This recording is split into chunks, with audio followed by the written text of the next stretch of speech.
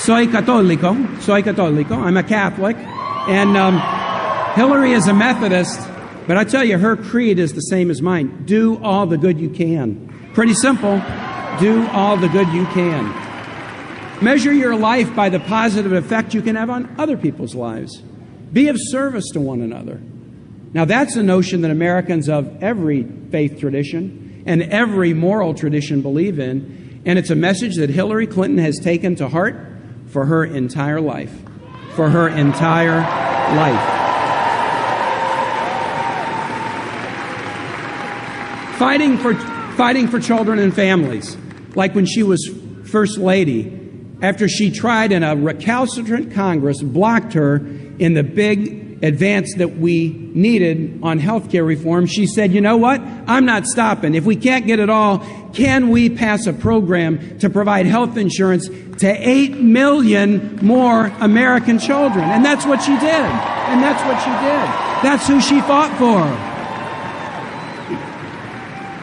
Fighting for equal rights for African Americans, for Latinos, for people with disabilities, for LGBT Americans.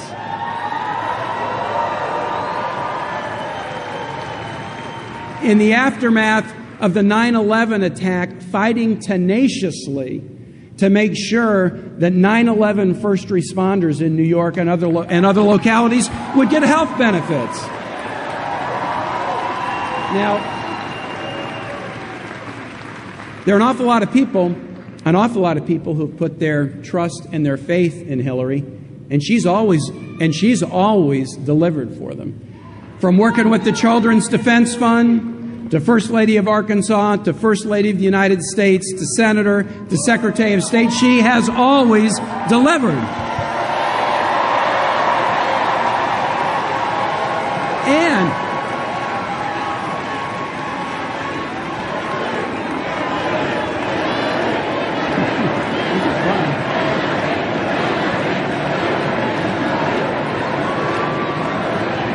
And you know what? Here's something you can tell about a great leader. She not only delivers in the easy times or the simple times, she delivers in the tough times, and she even delivers when she's on the receiving end of one attack after another. She never backs down. She never backs down.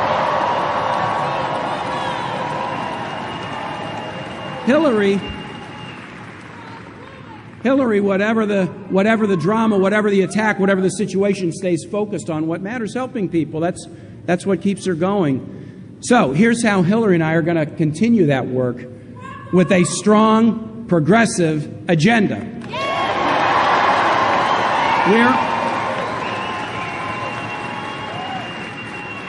We are going to make the American economy work for everybody, not just those at the top. Not just those at the top.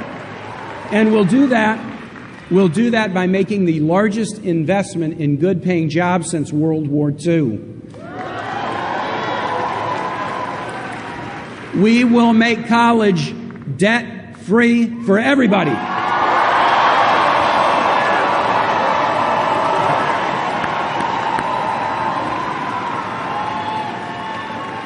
We'll rewrite the rules so that companies share their profits with workers rather than ship jobs overseas.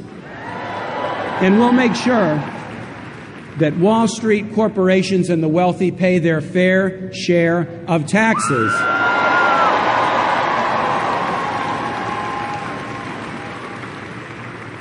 And while we're on the subject of taxes, where are Donald Trump's tax returns?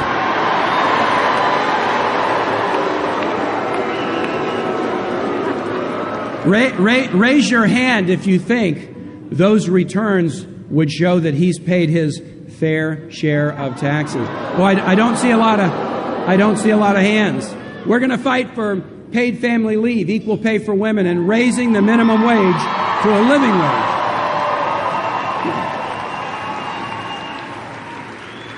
To keep families together, and to bring them out of the shadows, in our administration, in the first 100 days, we'll put forward a comprehensive immigration reform package that includes a path to citizenship.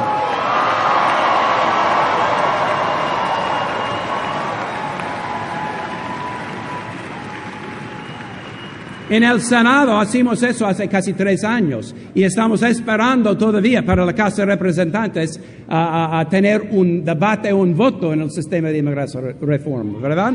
Entonces vamos a trabajar juntos en eso en los primeros 100 días de la administración. I will encourage you, if you haven't done this, go to a naturalization service where people become U.S. citizens. It is, how many of you, raise your hand if you have been a naturalized citizen. If you, yeah, wow. Thanks for choosing us. Thanks for choosing us. If you haven't been to one of those services, it's going to be one of the most powerful things you'll ever see. Often, after the oath is taken, there's an open mic, and people get to just walk up and say, here's why I decided that I wanted to become a citizen of the United States. And it will just bring tears to your eyes and a smile to your face when you hear what these people think about the greatness of the United States of America.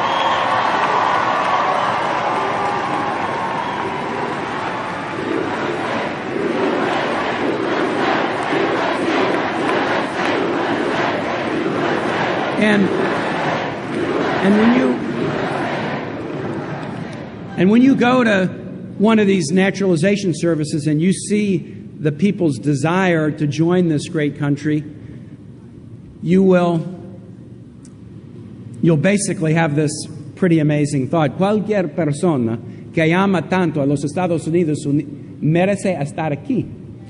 Anybody who loves America this much deserves to be here. Deserves to be here. Now, there's one last part of Hillary's plan that means a lot to me personally, that kind of emotional for me, and I bet it's emotional for you. How to stem the epidemic of gun violence that kills 33,000 Americans every year. As governor during one of the most horrible shootings in America's history, this issue is very close to my heart, very close to my heart. And I know that many of you here feel exactly the same way after that tragic shooting in Orlando in June. We can do better, folks. We can do better. It was in April of 2007, about halfway through my time as governor. I had just arrived in Japan on a trade mission to bring jobs back to Virginia. Had checked into the hotel room, had fallen asleep when the knock came at my door, and the head of my security detail said, Governor, you got to turn on the TV. We're going to get on the phone. There's a horrible shooting underway at Virginia Tech, this wonderful college in Blacksburg, Virginia. And as jet-lagged as I was and just arrived, I said, take me back to the airport. I'm getting the first plane home. It was 14 hours over. It was 14 hours back. And I walked onto that campus jet-lagged and in the wrong time zone, but I knew that, you know, as a leader, even though I didn't have any magic words to say that would take away the horror of the tragedy, I had to bring comfort in some way to the families of those who had been killed, to the students and professors who had been injured, and also to the first responders who had been there to help them.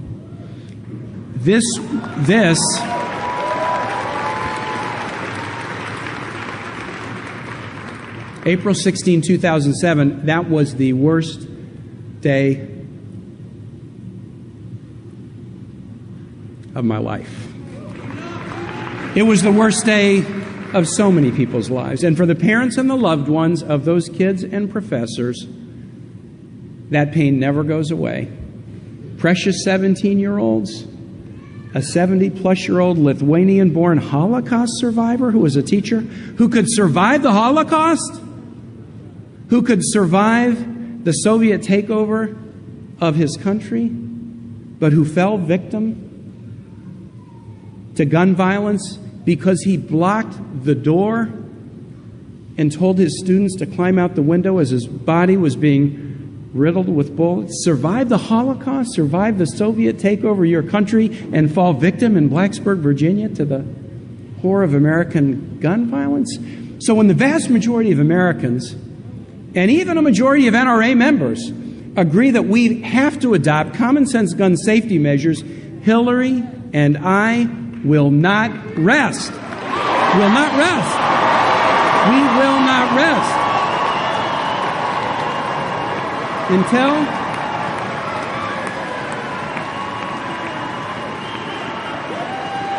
we will not rest. We won't rest. We won't rest until we get universal background checks and close loopholes that put guns in the hands of criminals, terrorists, and dangerous people who should not have them. It's so easy.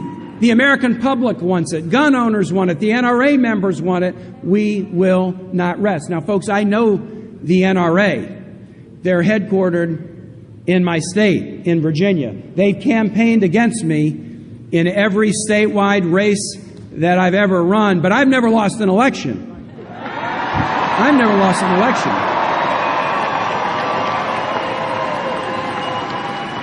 I don't mind powerful groups campaigning against me. That just is like an extra cup of coffee to me, folks. It just gets me more excited. I'm 8-0, and I promise you, I'm not about to let that change, especially when Donald Trump stands in the way of progress on every single one of these issues that Hillary has laid out as core to her campaign, and many, many more.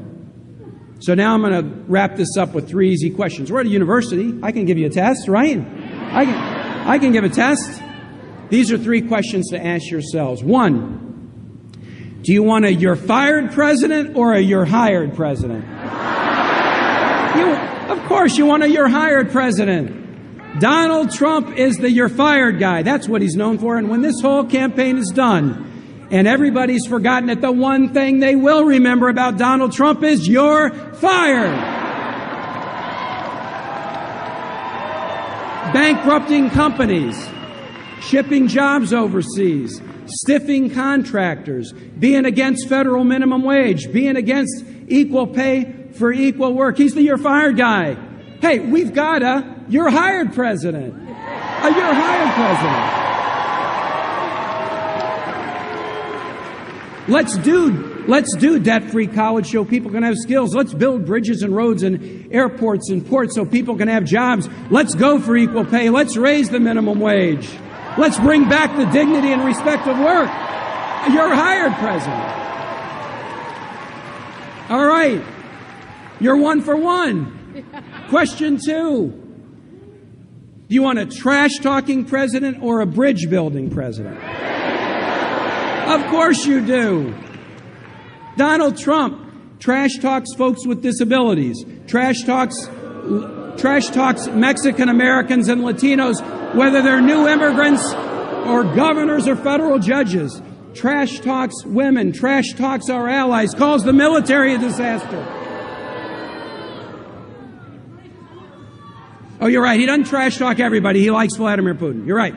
Let's get that straight. But this is a bridge builder president. As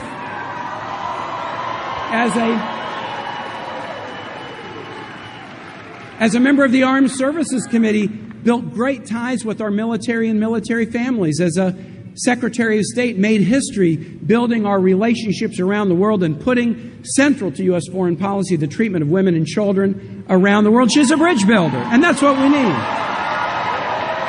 And last, all right, Florida International, you're 2 for 2. So here's number 3. Do you want a me first president or a kids and families first president? Of course. With Donald Trump, it's me first. I'm not showing you my tax returns. I'm going to run a university that will take people's money and rip them off. When Donald Trump was in Britain when they cast the Brexit vote to leave the EU, and as the British pound, their unit of currency, was getting pummeled, he said, hey, this could be good news for my golf course. Me first. But we got a kids and families first president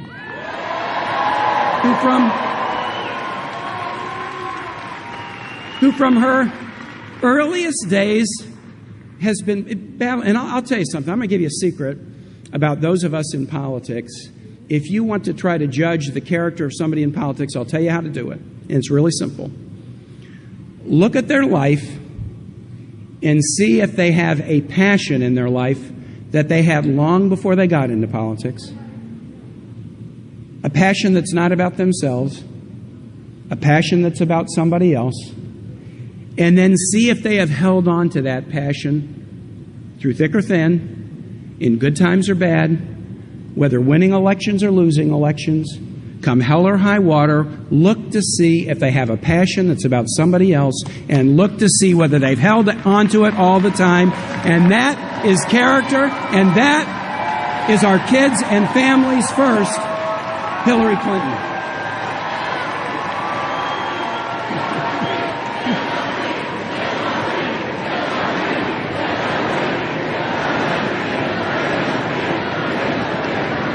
All right.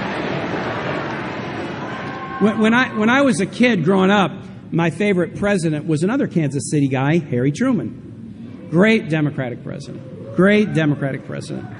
And let me tell you something that Harry Truman said that could have been written 5 minutes ago. He said it in the late 1940s. And it's so well put. America was not built on fear. America was built on courage, on imagination, and an unbeatable determination to do the job at hand. Let me tell you that one again. That's so good. America was not built on fear. America was not built on fear. It was built on courage, on imagination, and on an unbeatable determination to do the job at hand. Friends, Hillary